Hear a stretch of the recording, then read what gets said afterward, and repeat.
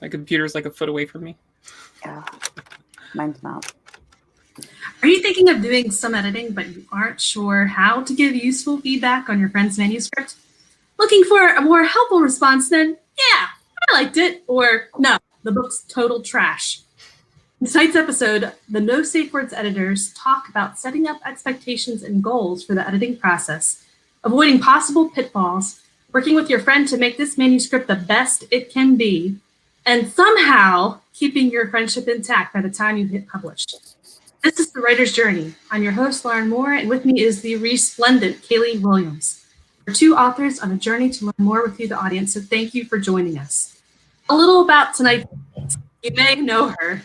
A standout editor in the independent scene since 2013, her credits include over 1,000 titles, landing her in Amazon's top 10 sci-fi authors on several occasions. Editor in charge of the Apocalypse Weird Metaverse, she edited 7 volumes of the international best-selling Future Chronicles anthologies, 6 volumes of Beyond the Stars, and Keystroke Medium's titles Kingdoms of Iron and Stone and Horizons Beyond. She is the founding partner of No Safe Words LLC, as well as editor and producer for Keystroke Medium. Ellen Campbell, welcome back to the show. Hey, thanks for having me. With a round of applause. And we're all back. We are all back. I know. Hey, no, see, Kayleen, you missed it. We're all back. Aw, Yeah. I love that picture. Such good times. Yes. These pictures are from 20 Books to 50K Vegas. 2019. We were all so fortunate to attend, and we're looking forward to 2020 in Vegas. Can't wait. We will be there. Still gotta get my train ticket though. Safe, sanitized. This is happening. It's happened. It's going to be awesome. It is. Well, tonight we're starting a new series, and the series is fan requests, topics, and guests. And one fan, very special fan, J.R. Hanley, he asked me about a month ago, could you please do an episode where you give us some tips on how to edit another author's book? So if you're an author, you've never edited before, but you've got a friend who has a novel and you want to do like a novel swap or something, what are some tips you have for how to make the process efficient and actually work? What are some pitfalls to avoid? And how can we do it and our friendship survive by the end of it? So, Ellen, Kayleen, let's chat. Yeah, it's a big topic. I mean, it really is. It's kind of, there's a lot to unpack there. Yeah. I like the topic because I feel like there's a lot we can learn from each other. Yes, I think so. Kayleen, what are you thinking with your pterodactyl there? I know. Can you hear her? She's awesome. I told her I'm going to work. You need to be quiet, and she's obviously not listening. Dexter, you tell that bird how to behave. Yeah, I know.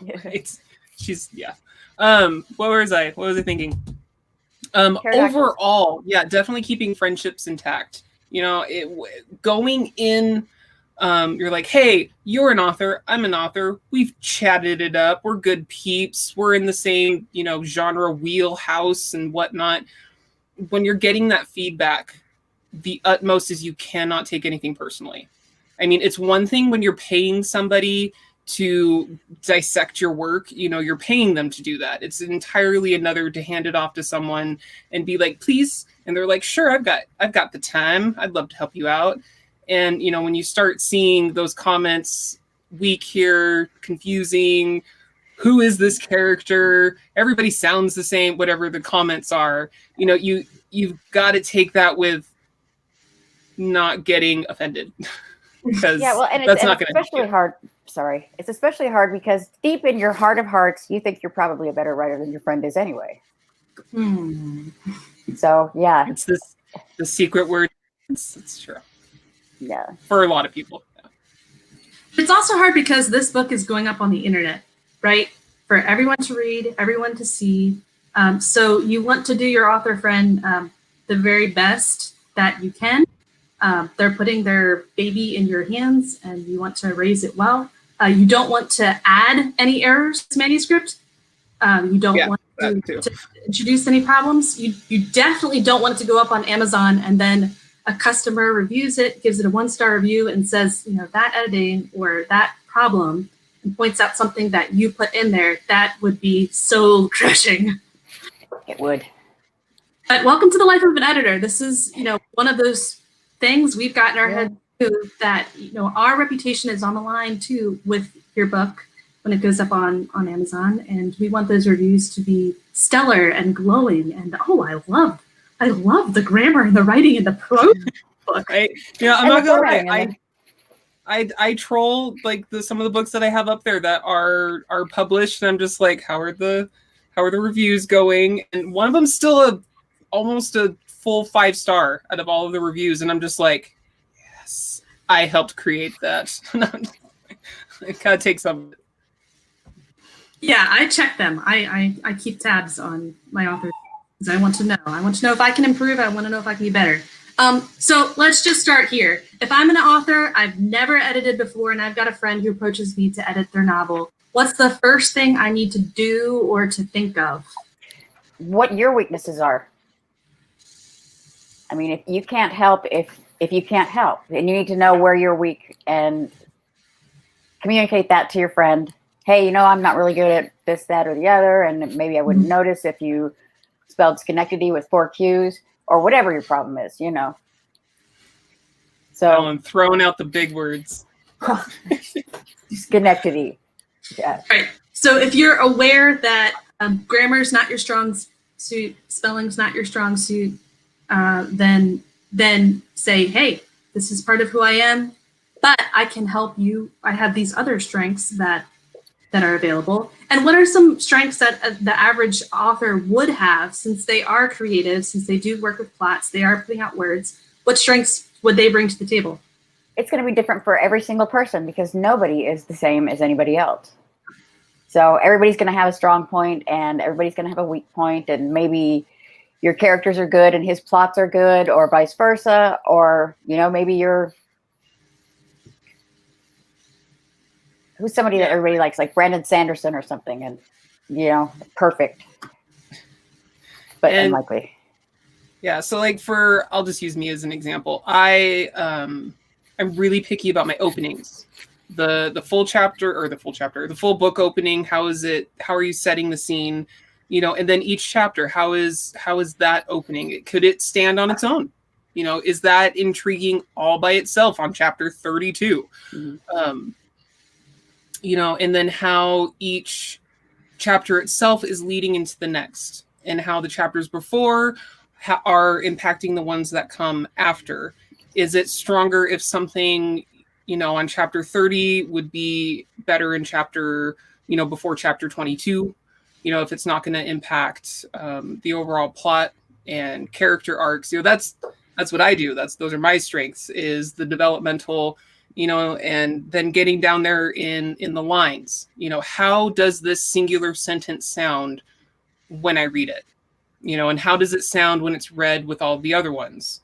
You know, does sentence 4 sound a lot like sentence 2? Okay, you're getting sort of a repeat in there where we're hearing multiple, we're hearing the exact same thing in multiple ways. So I help carve all of that out, so you're not having those unnecessary repeats. Sometimes they're necessary for whatever dynamic, but knowing what you do best, as both of you had said, and really breaking down what exactly that is hugely important. Then you can tell someone, you know, when someone comes to me for edits, I'm like, get this copy edited after I've attacked it and you've gone through it and whatnot, because I'm getting better, but, you know, I'm not going to know right off the top of my head unless I sat there and researched it. Is it supposed to be forward or 4 words? Is it supposed to be, that sort of thing? So that is not what I do. So, yeah. Well, I don't do developmental edits because I can't help you with your plot. If you haven't figured out your plot, I don't have a creative bone in my body. It's not like that. Sadly. It's not true. She does. She just doesn't believe she does. Ellen, what you're really good at is you can come up with a better way of saying things, and you can pick up on the author's voice and the character's voice and figure out a way to make those 5 words 3 or 2. or to make them more clear, to make them have more impact. You're just able to read that paragraph and bring out, like, polish up the words and bring out the best in it. So that's what I've seen your editing, so I know that. But if someone has not been edited before, how can they figure out what their strengths and weaknesses are as an editor when they've never done it before yet? Well, that's where it would help to know where your strengths and weaknesses are as a writer. But I mean, everybody knows what they don't like, and you kind of build from there. You know, I don't like it when you keep saying it over and over and over again. I don't like it when you use the wrong, homonym in the sentence. I don't like it when you pick the things that you know you're good at, and you build from that. Yeah, I mean, if you've never edited someone before, let me rephrase that. Not that you're good at, but you know what you don't like. Figure out why you don't like it, and go from there. Sorry, Kayleen. No, you're good. So yeah, I mean, you've never edited someone before. Maybe you've never even had a professional edit done to your stuff. But as you're reading through someone else's manuscript, put in the forefront of your mind the things that start sticking out. Man, Alex really sounds a lot like Clara. That is a point that the author needs to know, because at that point, characters are starting to all sound the same. That is an editorial remark. Is there a difference in the character voices themselves? If you are picking those out, and that's something that kind of bugs you, where multiple characters start sounding the same, that is something you innately have, a nudge towards. If you're reading and you're just like, gosh, these sentences are going on and on, like even my thoughts need to take a breath. Now you're paying attention to sentence structure. You are able to hear the way those sentences are being put together, and how they're never ending and they're never stopping and they keep going, and but there's a comma and you still need to keep going, like that sort of thing. So breaking down the things that jump out at you, that you have a secondary thought of, that has nothing to do with the story itself, that's when you can start seeing where those strengths are in editing for yourself. And that's a good way to put it, Kayleen, because as a reader, when something yanks you out of the story, it's annoying. But as an editor, if something yanks you out of the story, it's your job to fix it, or your job to find out why it's doing that. So those are little nudges for you to, okay, this kicked me out of the story. Why? And what can we do to fix it? Right. Yeah. While I'm editing, I'll have track changes on, and if I can think of a solution to the problem, I'll just stick it right in. If I see a problem, can't think of a solution, or I've got multiple possibilities of ways that they could fix it, I'll put on a comment and let the author make the choice and let the author make the decision. Okay, so even if you don't know all the grammar ins and outs, what you are is an outside set of eyes. You are that first reader for the author. You can definitely tell if you read a sentence and you don't understand what it's saying. Yeah, that's hugely important. If you're still confused after the third time you've read it, highlight that shit. Or you had to read it twice because you're like, what? That just didn't sound right. Or 3 times, and you're like, it just sounds discordant. Then just stick a comment on it, right? You don't have to fix it. You can just let the author know, flag it, and they can take a whack at it themselves when they get it back. I just want to add, for those who are like, but I don't know what to say in a comment, I don't want to hurt their feelings. An easy way for exactly what Lauren is saying. If there's a confusing part, I'm kind of confused what's going on. Is this what's happening, or is this what's happening? And then from there, the author can go in and try and fix it. Maybe they'll hit you up. Hey, does this make more sense? And you're just like, yes, nailed it, dude. And friendship blooms. Yeah, and do remember that this is their baby that you're sticking pins in, So, yeah. It's hard. It can be really hard to be critical of people's work. So frequently I ask people if they were high when they wrote it, or no, I'm just kidding. I've done it a couple of times, yes. Yeah, to my book, yes, I know. Did I? Oh, shit. Were you? I still have the screenshot. It's my favorite one of Ellen's comments. I could literally see her jumping up and down in her seat because she was so excited at my internal action beat with dialogue. I was like, nailed it! Screenshot that shit. And if something is good, tell them that it's good. Yes, you know? definitely. James McCormick says, for editors, if you aren't being blunt about the writing, it's not helpful. I'm fairly blunt. And Leo Vaccaro says, when it comes to editors, faithful are their wounds. That's true. We cut you lovingly. You cried the last time I edited you. What are you talking about? James says, I like editors that kick the crap out of my writing to make it. He cried. Such good. I need to see those edits. They're probably going to fill me with joy, glee. Sorry. Scott says, the receiver of the editors has a duty to be receptive and to make final decisions and live with the consequences. Yeah, and this is true, Scott. Great point. When an editor, you know, no matter how many years they've been in the industry, when they give a suggestion or a revision, it's still a suggestion. Yeah. It's for the author to decide, you know, if it's true or not, if it's applicable or not, how to fix it or not. Yeah, it's just a suggestion. You know, and sometimes, yeah, with a suggestion, with a change in sentence structure or buildup of a scene, that might not be what you want for your author voice. But seeing that kind of edit can also help you to think twice on what you've already written. It's like, okay, well, they suggested this. Maybe what I initially wrote really isn't that clear since they spent so much time in this area. How can I make it more clear in my own voice now that I've seen another example? That's another good way to not take offense to anything that's making your manuscript bleed, especially if they're one that's going to have track changes and they're going to physically go in and tweak some words, to not take it personally. All right, so what you need to do is know what you are good at as an author and as an editor. You're good at plot, you're good at characters, communicate that to your friend. Know what your weaknesses are, and that could be grammar, that could be copy, that could be spelling. And then talk with your friend to set expectations for this project.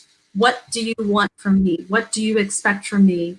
And then once I've done my part, what happens to the manuscript next, right? Okay, so maybe they're coming to Kayleen and they're just asking for story feedback, just on the plot. They're not asking for the words themselves to be changed.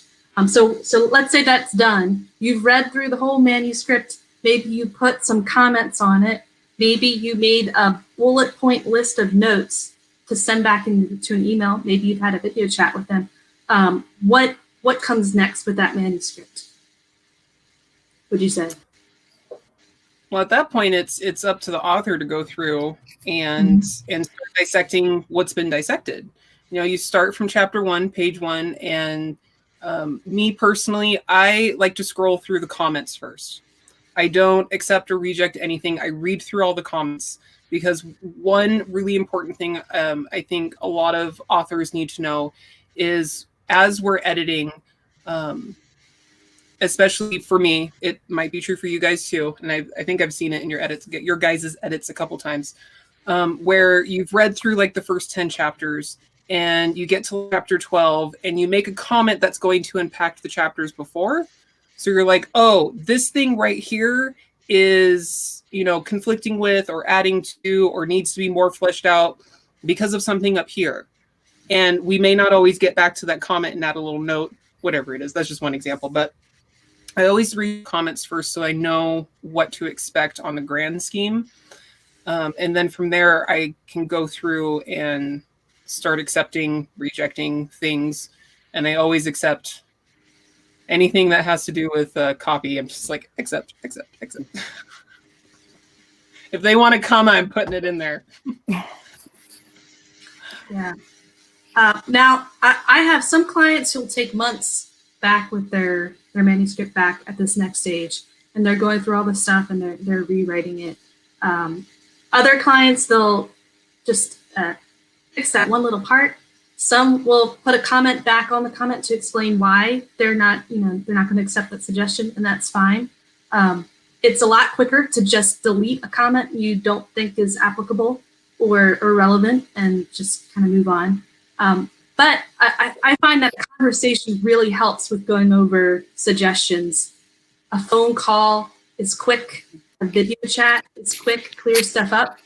And it's a lot quicker than leaving a comment thread on the manuscript itself, in which case comments can be misinterpreted and feelings can be hurt. You don't want to console on their manuscript. So Scott is saying, I can't understand the comments when using track changes until I clear out all the grammar changes. It's too busy with all of the grammar track changes and the comments together. And that's true. When track changes are on and, you know, we italicize something that was missed that needs to be italicized, or Ellen has a question, then it's going to leave a little thing and Ellen, go.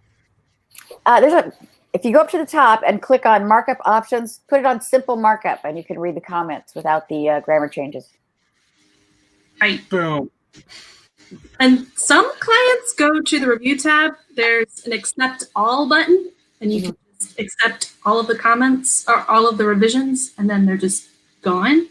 And then you can focus on the comments after that. But then if you do that, I would highly recommend reading through your manuscript to make sure there's no surprises added in or taken out that you did not want changed, that your friend or your editor has changed. I would highly recommend reading through it.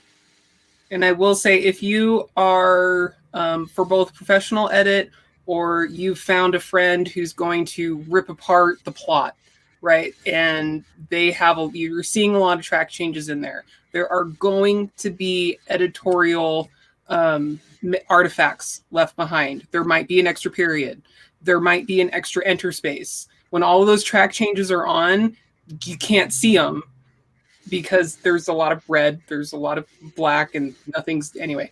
And that's why you don't have your manuscript proofread before you send it for edits. That's insane. But I forgot what I was going with there.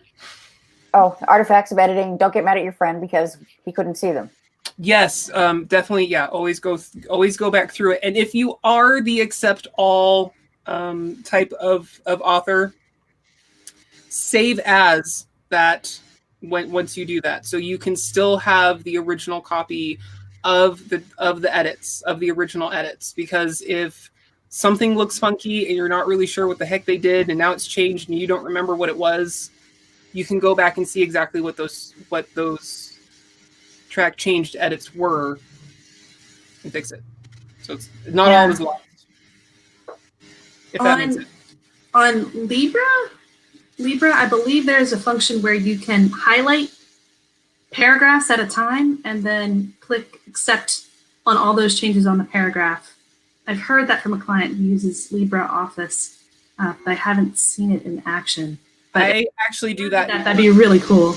Word does that?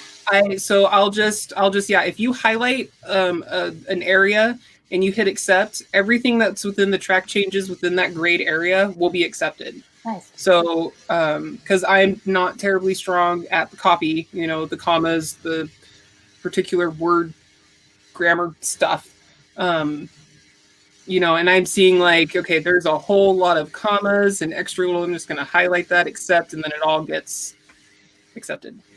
Yeah, we have a bunch of questions coming up right now. Leo asks, is Grammarly a good idea? There is a video on the Ask the Editor that Ellen, she's gone through the Grammarly, she's gone through ProWriting Aid. I think there was a couple others that she did, but any of those at the end of the day, don't take them as gospel. Pretty much. Yeah, pretty much. Grammarly is not your best choice if you're going to use one of those programs. Depending on what you're using it for, though. I mean, if you're using it to like catch your typos on Facebook, it's fine. Hemingway will do that too. If you want an editing program to edit with, you're going to do better with ProWriting Aid than with Grammarly. Grammarly causes more problems than it solves, and it's annoying. Yeah, for example, I had the comma. It didn't have a comma. So, no, it had a comma. And it's like, you should probably take this comma out. And I'm like, whatever, I don't care about that comma. I'll take it out. You should probably have a comma here. Mm-hmm. You just told me to take the damn comma out. So then I just put it back the way I had it in the first place. And then it does it just... And then it's just perpetual, never-ending, can't make a mistake. Right. I use ProWriting Aid at the very last stage of editing. So after I've read through the manuscript, once or twice, depending on the client, then I'll get ProWriting Aid going. It'll scan the whole document and I'll go through all the changes. But it might suggest 400 changes and I'll accept 43 of them. And that's pretty normal. So I'm happy for those 40 that, that I agreed with, but there's hundreds that I did not accept because they weren't right. So you got to be careful. So if you're an author, I might use Grammarly or ProWriting Aid after I've edited my own manuscript and I'm ready to send it off to someone else, to send it off to an editor probably, or to a beta reader. But I'd use it, after I've done my own scrubbing, then I'd check through what they have, but definitely don't accept all. I run Perfect It when I'm done, and that's the only thing that I use is Perfect It. Yeah, that's a good one too. Yeah, but it doesn't edit. No. It just points out inconsistencies in literally everything. Yeah. All right, Leo also asked, when is it a good idea for a friend to edit versus a paid editor? Isn't professional distance more helpful? That depends. The type of editor or editing that you may or may not need. Developmental and line editing is going to cost more than, a proofread type thing.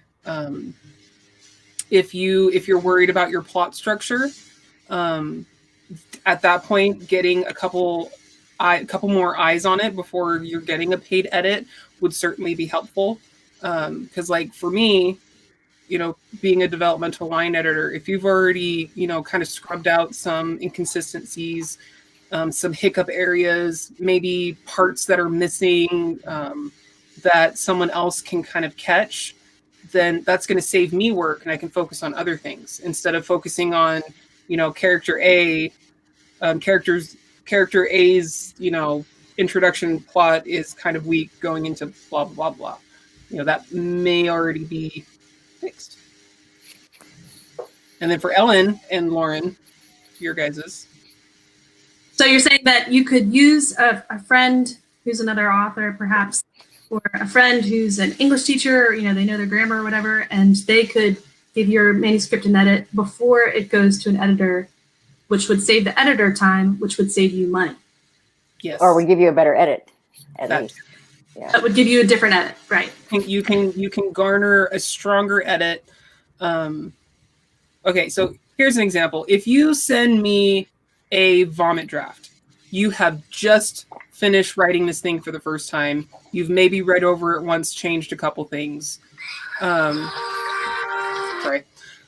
The edit that I give you back, especially cost-wise, is more likely to take longer.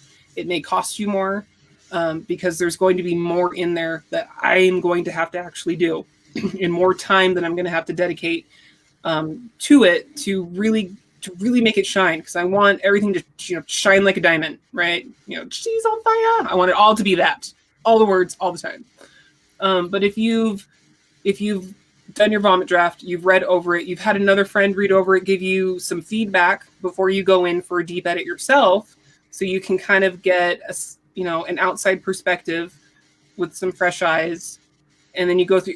What I do to it is going to make it hopefully even better than if I had been given just the vomit draft. Yeah, what Kayleen is, I think, trying to say, or what Kayleen is saying is that if I have to spend my entire time fixing your punctuation, you're not getting my skill with words. Your punctuation should be right before I get it, so I can look at the words and not concentrate on the fact that you're an idiot. Yeah. So if you're working really hard on a manuscript and it's taking you weeks, that's weeks of professional editor's time. On my calendar, I've had a project this year that took me 10 weeks. 10 weeks. So if you think about your salary for 10 weeks, it's almost 3 months, people. Professional editor for 10 weeks of work. That's quite a lot. Whereas most of the books that I edit take me maybe 6 days, 5-6 days. So you can make that time a lot less by having a friend give you some feedback, particularly if that friend is good, or by you yourself kind of going through and being really careful and kind of pulling stuff out as you can. Yeah. Yeah, take care of the little stuff that you can do on your own, or that you can have a friend do, because it is important to have fresh eyes. It's always important to have fresh eyes. You know, and that's where, like, what Leo was saying, that's where a Grammarly or more a pro writing aid can come in. If, you know, you're not really sure if it should have a comma before it leads into the dialogue, or so many other things. You know, you can use pro writing aid to kind of scrub out some of that stuff. So when you do send it off, either to another author, giving them a better reading experience too, because maybe they might have a leaning towards copy editing, they can focus more on other things that pop out to them. But if it turns out that some of the things that you need to know are that you don't know the basics, that's a good thing to find out before you send it to an editor and spend hundreds or thousands of dollars and get back basically what you sent, but with better punctuation. Yeah, if you're going to spend money on the edit, do everything you can to get it scrubbed before paying for that edit. Yeah, make it the best you can possibly make it, and then it'll be the best it can possibly be after you have it edited, instead of just a less messy, okay story. I was going to say something rude. It's true. It is true. It's true. Yeah, a lot of the manuscripts that do take us longer than 2 weeks are manuscripts where we're reading paragraph after paragraph going, what is this saying? And it's hard to understand what the words are even communicating or why these paragraphs are there. So those are things that any reader just reading your book could be able to flag and highlight. I'm lost. I don't understand. I'm confused by this passage. And those are things that you can read that out loud and go, yeah, I could write this more clearly, and get that fixed up before you send it to an editor. And then hopefully the rate will be less because they're not spending 10 weeks, they're spending 2. It should be great for everyone. Make everyone happy. All right, Scott also asked, what about proofreading after edits? What if your proofreader strays into editing territory? With good or bad results? That is, yeah. I mean, yeah, that's kind of a boundary thing, but you also have to consider, was it a good thing? Did you like their suggestion? Apparently not, or he wouldn't be. That's true. Yeah. We've seen this comment in Facebook groups a lot. You know, I asked for a copy edit and I got a line edit and I'm mad. I did not want a line edit. I just wanted mistakes that were wrong fixed, and they stepped too far. So what do you think about that? At that point, and this is purely me. If I was like, hey, I just need my grammar and punctuation, and I'm getting back suggestions on character arcs, plot, I'm getting, you know, whole sentences and paragraphs deleted. At that point, unless I thought it was a good idea, I would just ignore it. You know, you have the edits in there, and it's just as easy as reject and move on, and maybe not use them again, or contact them and be like, hey, this all looks really good, but I mean, if you want to take it that far, you know, I was really just looking to get, you know, any spelling mistakes or anything like that. Yeah. And that's something you should kind of have straight in your head up front before you, and make sure that you know what a copy edit is and what a line edit is and what the differences are, so that you're not asking for something that you don't want. Yeah, we've been throwing these terms around a lot this episode, but Ellen, what's the difference between developmental, line, copy, and proofreading? Developmental is the plot. Line editing is sentence structure and words. It's the flow. It's nuance. It's shading. It's the music. Thank you. Copy editing is grammar, punctuation, and kind of syntax. And proofreading is I'm going through and catching that extra comma, and that's it. Or you use the wrong there, and that's it. I mean, you're not getting any edits. You're getting corrections, literal corrections of little fiddly things that are wrong. Yeah, right. I tell my clients, get it proofread. You know, once you're at the point where you could hit publish right now, this very second, have someone proofread it. Have And someone then who have somebody good proofread it. Somebody who have a good someone that does proofreading. a real proofreader. These two do that. No. And our girl Jessica does too. Yeah. Proofreading, it's catching those final errors. But if someone does not know what they're doing, they could introduce errors too at that stage too. So again, be very clear about what you're expecting from this editing job right now. Communicate that with your editor, even if this is a professional editor, whoever they are. Make sure you're really clear about what your expectations for their role is, and then when the job is done, if there's been a mistake or a misunderstanding, as an editor, please tell me. Right? This is my career. I'm trying to be a professional, and I want to learn and I want to grow. So don't be afraid to tell me. I need that feedback. And I think most professionals out there feel the same way, right? Yes. If their friends crushed. Yeah. Go ahead. But by the same token, don't be that person who's like, yeah, it's good enough. I'll just get it proofread and send a book for proofreading without editing it, because you will not endear yourself to anybody that way. Yes, and this happens a lot. Yes. Where a manuscript is not ready for the proofreading stage, but proofreading is so much cheaper that someone will hire a proofreader when what they really need is a line and a copy edit. And that mostly comes from, I think, just not really understanding the difference between the kinds of editing.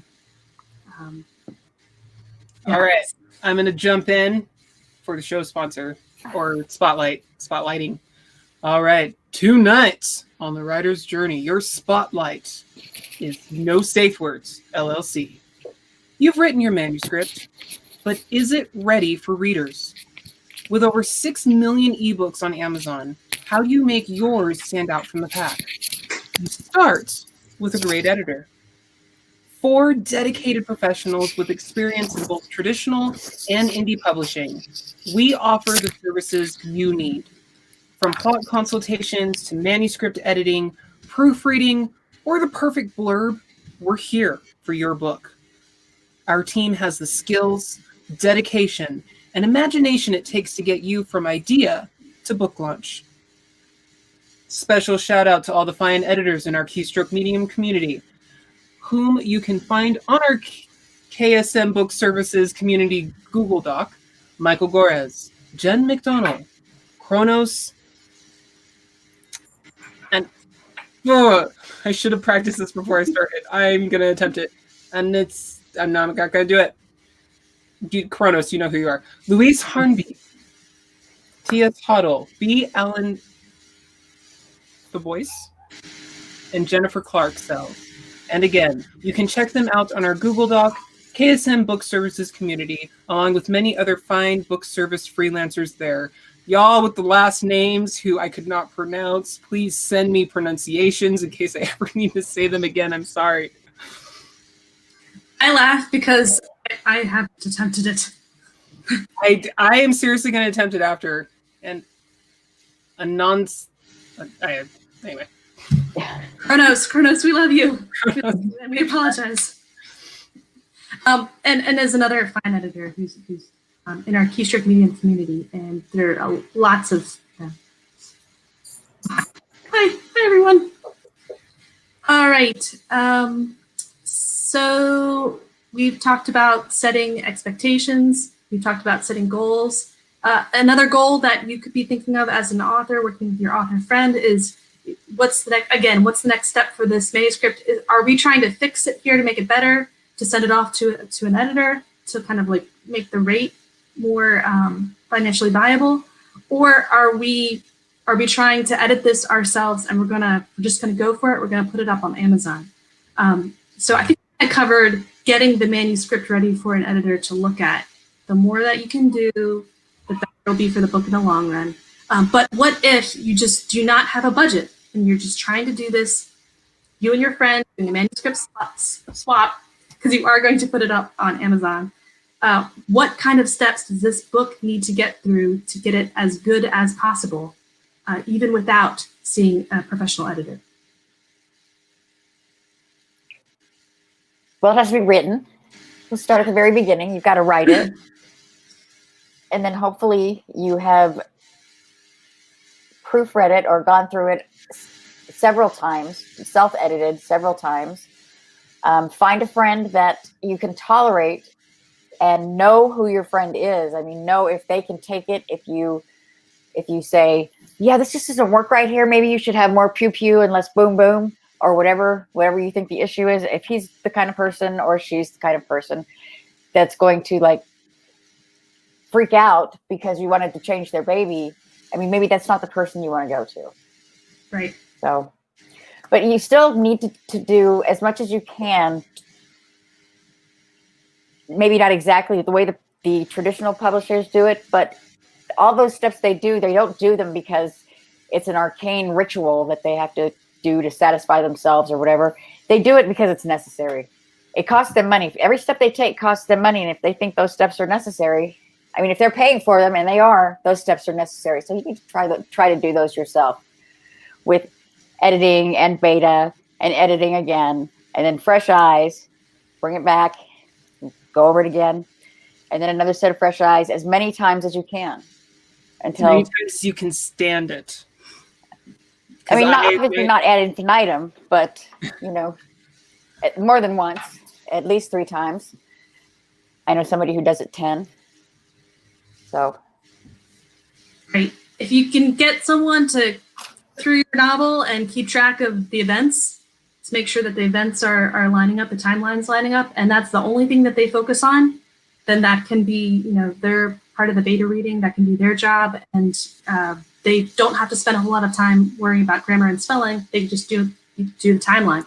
You could have someone else who's keeping track of the weapons, someone else keeping track of the characters, making sure the names are correct and the descriptions are right.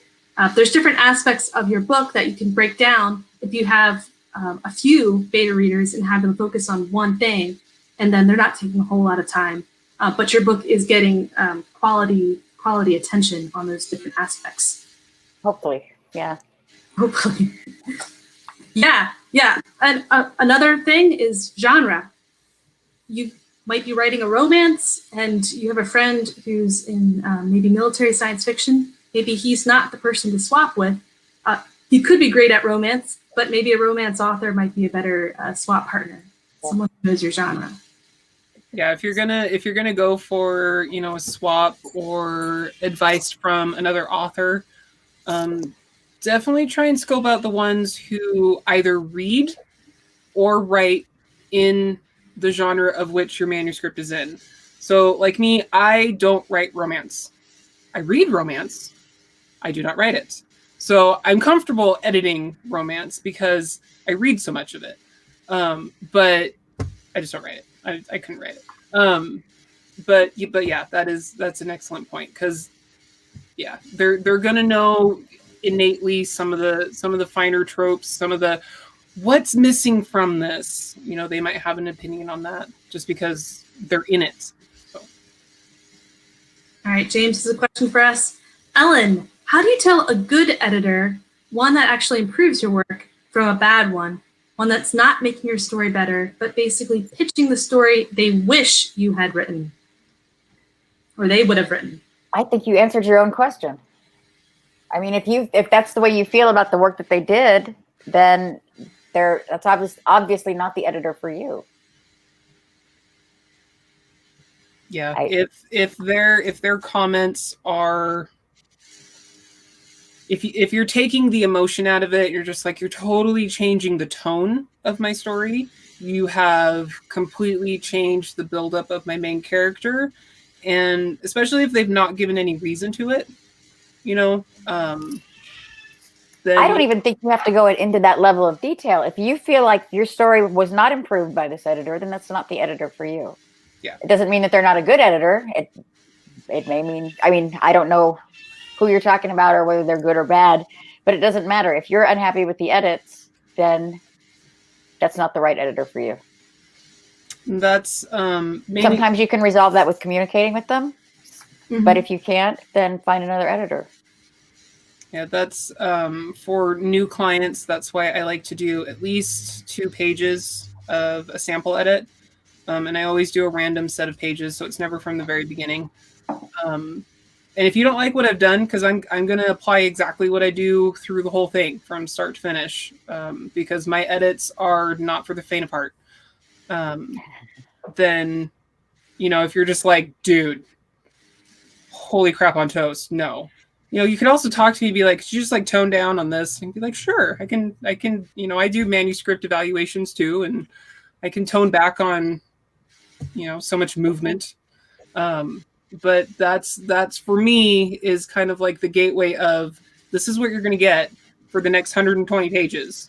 Do you like it? Then we can move forward. Yeah. No, seriously, James, good, bad, or indifferent, it doesn't matter. If you're not happy with the edits, then that's not your editor. Right. Yeah. Most editors, almost every editor, will do a free sample edit if you just ask. You know, a couple pages. That's really all you need to know. What are they going to do with my words? Can I work with this person? Is communication good? Do I like what they're doing? And get that sorted before you sign anything. Get that sorted before your editor edits your whole book, and then you're dissatisfied, and then you're like, oh, but now I don't want to pay them this hefty bill. And they're like, oh, yeah, but I just spent 4 weeks on your manuscript, and those weeks are, I paid for them with my life, my time. So get that sorted before you sign anything and to begin your manuscript edit. If you're in like an anthology situation and you don't like what the editor did, talk to the editor first, and if that doesn't work for you, talk to the publisher. You may be out of luck. Yeah, anthologies are going to be a slightly different beast, because at that point, it's not just your name on that book. It's a whole lot of other people's names. So. All right. So did we answer James's question? James, did we answer your question? I think we did. We did. Yeah. See, I guess James says, I guess I just find it to be the norm that a lot of low-cost editors is that kind of editing. Yeah, I agree. Thanks, guys. So I think we did. Okay. Rock on us. No safe words. All right. Any advice on how to save your friendship through this experience if you guys do decide to do a manuscript swap? Know what you expect of each other before you deliver the goods. Know who your friend is before you start serving the goods. Yes, that too. And don't rely on text messaging and Facebook messaging and emails to get your point across. Phone calls will save you a whole lot of time in communication and also in misunderstanding, right? You've got voice, you've got tone. If you do a video chat, you can see the person. You can save yourself a whole lot of time and weeks of angst just by having a conversation, an actual conversation with a person. Yeah. All right. Do you have any weird psychological hangups that you had to get through as an editor that maybe I might face as I start out on my own editing journey? Weird psychological hangups. When I first started editing, I hated to change anything because it's like an author wrote this, you know? Yeah, yeah. And I can't change that. Oh my God, I put a period in right there, you know, or whatever. But I did that too. And then I discovered that you're not infallible, you guys. I'm not? Crushed my worldview. And made me into what I am today, which is, what am I? Grumpy, crusty, whatever. You are lovely. I find you delightful. I'm delightful. My said so. My biggest one, because where my strengths lie, is, you know, someone has spent countless hours, potentially months, potentially years. I have edited a novel where someone has spent years working on this book, and I've gone through and I'm like, okay, so it's really flat through here. I can see what you're trying to do, but that's not happening. Maybe if you add this, maybe if you take out that. And when I was first editing those things, I was terrified to put those in, because I'm like, I'm potentially telling them that it's not good enough, that they're not good enough. And how would I take that? You know, but then I think back to my first critique from someone who I was hoping would get my books into some trad pub. This was many years ago, like maybe 10 years ago. And, you know, he told me that it was contrite and a rehash, and basically you should stop writing. And I'm like, if I can bounce back from that, this person can be okay with my constructive criticism that I am trying so hard to make sound nice. Like, to the point of, this is why I'm saying this, because this is what it's doing. And here's a couple. I even sometimes will be like, here's the first example. Here's another way you could do it. Here's another buildup that you could do. Just because I don't want them to feel like I'm insulting them. That's been my biggest hang up, is I don't want any of my clients to feel like I'm insulting them. My whole everything is to try and make it shine like a diamond. Your ass is on fire in a good way, you know. And keep that in mind, especially when you're working with a professional editor. They're not trying to make you feel stupid or make you think that your book stinks. They're trying to make your book as good as they possibly can, because their reputation depends on it as much as yours does. Right. Right. And as they do it, they're just making a suggestion. They're not like chiseling on the 10 Commandments on stone, you know, changing this. Yeah. They're doing track changes. It's just a suggestion. And, you know, the client can just reject the suggestion, and it's totally fine. And, you know, my feelings won't be hurt, and the author's feelings won't be hurt, and we'll just kind of move on. And the book will be better for having two sets of eyes look at it and improve it as much as they can. You know, and in the end, it's your book, and you need to make those decisions for your book. All right, Leo asks, when picking an editor, is it a good idea to ask authors of books you liked who they preferred editing? Ooh. Sure. Why not? That's a great idea. That's one way to find one. Yep. Yeah, actually, pretty much all of my clients are that way. Yeah, I mean, you know, editors are definitely, they also are going to have genre strengths, you know, the things that they edit the most. And yeah, if there's an author or several authors are like, I've used this person and they're fantastic, why would you not go there? I mean, you know, same. Yeah. All right, James says, on the flip side of what Ellen is saying, editors that don't change my stuff upset me. How I feel as an author. Please tell me what's wrong. Like, before I hit publish, I want to know if there's a plot hole. I want to know if my ship is too big or too small and doesn't work with the physics. You know, I want to know if there's a grammar error. Please tell me these things. That's what I'm hiring you for. Yeah. I don't think anybody's ever had that problem with me, James. See, and at the end of the day, that's how I got through the initial, where we started, was the mental, emotional hang up while editing.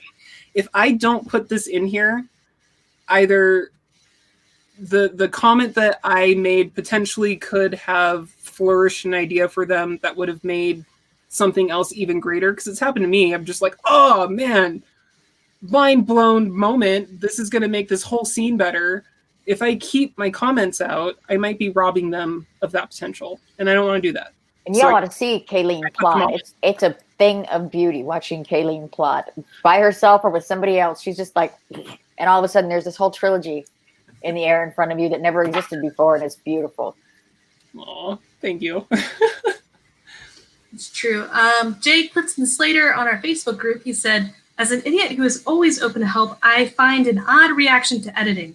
First, I never make rewrite suggestions. All of my remarks simply point out specifics. The interesting thing is the defensive nature of authors when you point out grammar, repetitive words, and the dreaded, "You've said that already" note. I stopped helping because most new authors don't want help. They want a fan. He's not wrong. Yeah. But I don't think it's necessarily new authors. I think there's just some authors are like that and some authors aren't. Yeah, out of the gate, before I touch a word, this is what I'm going to do. This is potentially what might happen. Are you okay with that? If you don't want any of this, you need to tell me now, or you're going to get back a bleeding corpse. This is where I think commitment comes in between you and the person you're contracting with, even if it's your friend. If they're committing, it's going to sound a little crass, if they're committing money, they're saying, you know, I value you and I value your time. I value your advice so much. You know, here's here's my value for it, and thank you. I find that these people who are willing to, invest in their manuscript like that are also willing to take feedback and to hear and to listen. And I think the same thing would be true if you're doing a manuscript swap and that person is putting in their time. You're investing in each other, investing time in each other, and you're going to listen. But if you've got a person who's like, oh yeah, I'll take a free edit. Yeah, you want to read my book? Of course you want to read my book. Here's my book. Here, yeah, read it. Tell me what you think. Give me any feedback you want. This person, they might not be respecting your time. They might not be respecting your opinion right off the bat before you've even given it. So what do you think about that? Is that, do you agree, disagree? You see that? Are you asking me? Yeah. Oh, yeah.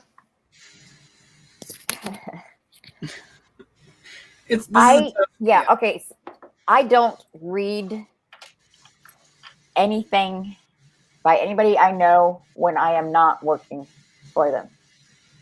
I spend so much time reading and working with other people's words that when I do have free reading time, I guard it like the crown jewels. I mean, I'm very jealous of my free reading time, and I have to shut down sometimes. I can't do it all day long and then read your book at night. And you're not doing me a favor, and I won't be doing you any favors, because I'll just be grumpy about it. And it's just, yeah. I mean, honestly, if I had all the time in the world, I mean, yes, I would love to, but I go through, I edit in the neighborhood of 1/4 to 500,000 words a month. And I do still like to get my reading in. And sometimes I just need to read books about ponies. So, or, whatever, shoes.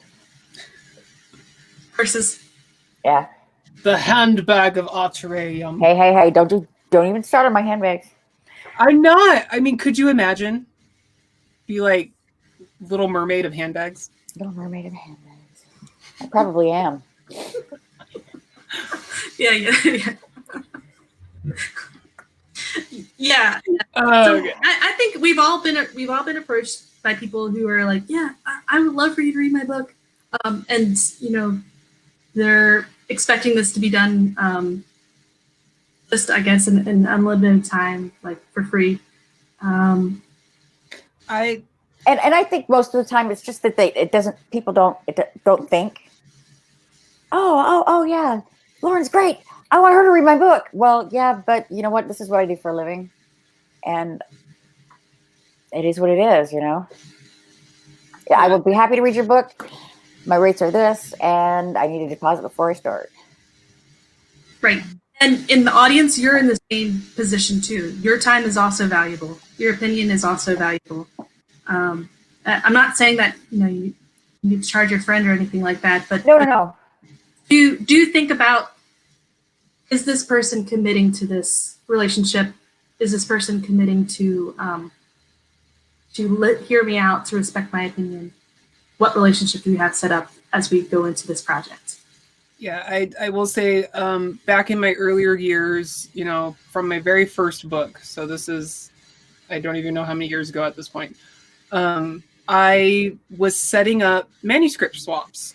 I found other authors to swap manuscripts with, and, I was willing to read their work if they would read mine and give me, their opinion on X, Y, and Z things. And, a couple of them, and I will say it never actually ended up happening. A couple of them were like, okay, well, I don't have any openings or time until X day. I'm like, sweet. Okay, well, is it okay if I contact you around then? Sure. I contact them around then, and then it's like I have, I don't know, killed their puppy or something. They just get all mad at me. Like I have been hounding them every day for the last 2 months, but the last time I spoke to them was 2 months ago. So just be aware that when you do start reaching out to try and do manuscript swaps with other authors or close friends, exactly what they were saying. Some people really want to do it. They're willing to do it, but at the end of the day, they don't. Not time.